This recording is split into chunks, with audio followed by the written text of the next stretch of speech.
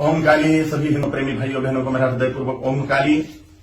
गांधी के मामले में अपशब्द बोलने के लिए मुझ पर FIR दर्ज हुई। मुझे उसका कोई पश्चाताप नहीं है। गांधी ने किया क्या है हिंदुओं के लिए? विश्वासघात किया है देश का।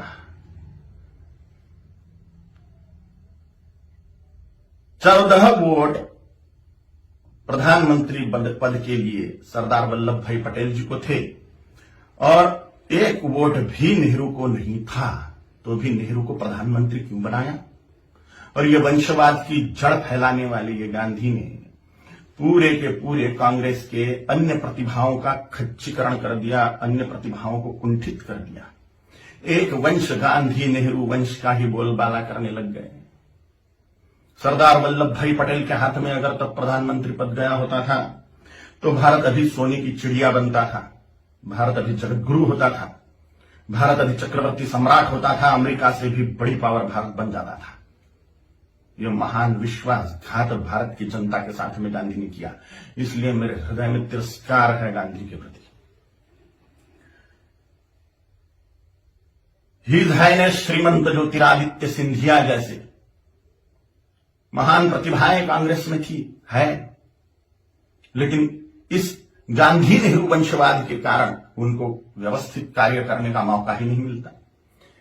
इस वंशवाद के जनक गांधी हैं, इसलिए गांधी नेहरू खानदान के वंशवाद के जनक हैं, राष्ट्र के जनक नहीं, इसलिए राष्ट्रपिता नहीं है। मैं नहीं मानता, कोई माने उनकी इच्छा। दे दी हमें आजादी, बिना खड़क बिना ढाल, साबरमती के संत तूने कर दिया कमाल। ये गाना लिखने वाले को 100 जूते मारने चाहिए। भगत सिंह, सुखदेव, राजगुरु, चंद्रशेखर आजाद, सुभाष चंद्र बोस, इन लोगों ने जो त्याग बलिदान किए, फांसी पर लटक गए ये लोग,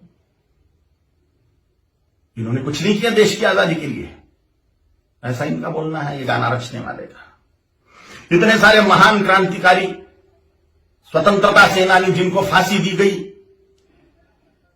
उसमें 80% सिख लोग हैं, 20% अन्य क्रांतिकारी हैं। इन क्रांतिकारियों ने जो अपना त्याग बलिदान किया वो व्यर्थ मान लिया ये गाना रचने वाले ने, सारा का सारा श्रेय गांधी को दे दिया। एक लाठी खाई गांधी ने कभी? ये फांसी के फंदे पर झूल गए ये नौजवान, लेकिन इनको कोई श्रेय नहीं।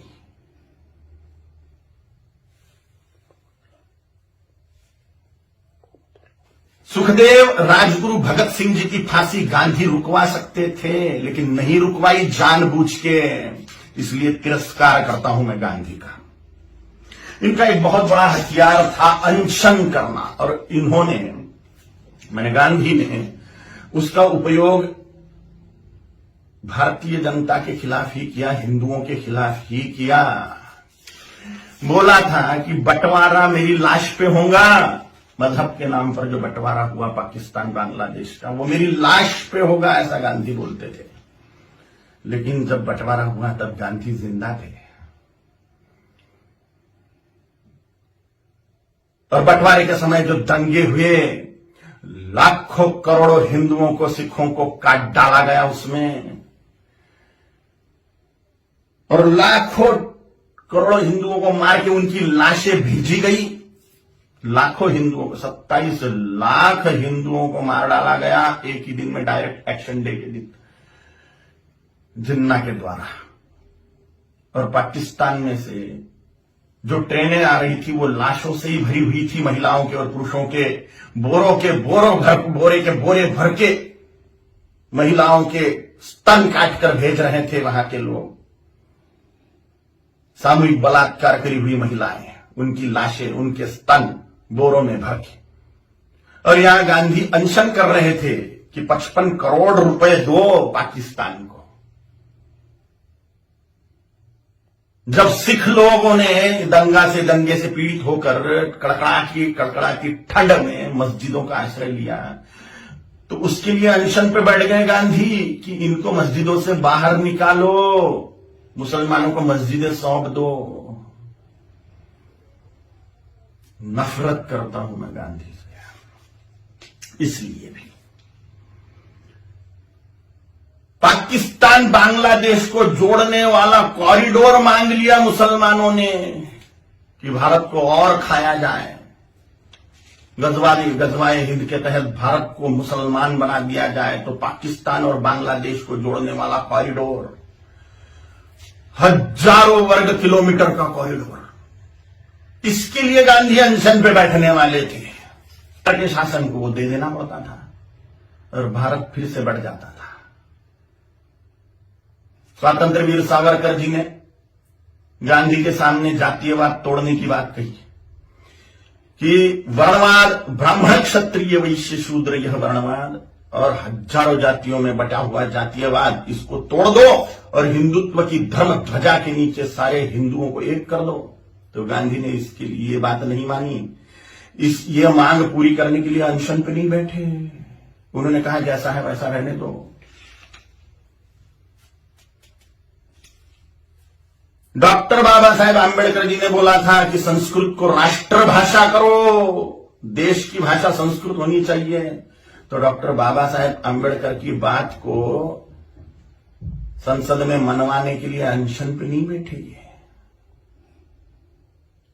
स्वतंत्र वीर सावरकर जी का अवमान मानता हूं मैं, ये डॉक्टर बाबा साहेब आंबेडकर जी का अवमान मानता हूं मैं।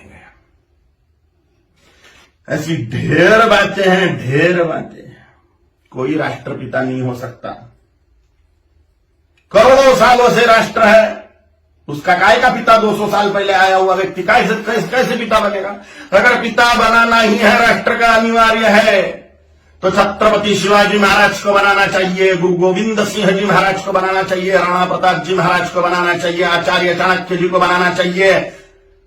और अभी के महापुरुषों को अगर बनाना है तो सरदार वल्लभ भाई पटेल जी को बनाना चाहिए, क्योंकि पूरे राष्ट्र कुल को एकत्रित करने वाले सरदार वल्लभ भाई पटेल हैं।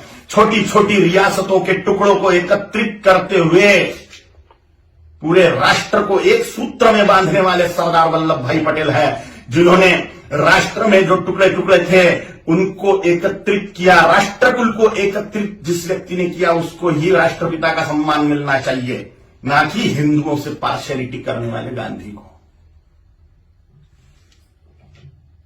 अगर वो कॉरिडोर मिल जाता था पाकिस्तान बांग्लादेश को, तो हिंदुस्तान कब का मुसलमान बन चुका होता था। धन्यवाद है, कोटि कोटि धन्यवाद है महात्मा नाथुराम गोडसे जी को, उनके चरणों में साष्टांग नमस्कार है मेरा कि उन्होंने अपना बलिदान देके हिंदुस्तान को मुसलमान बनने से बचा लिया।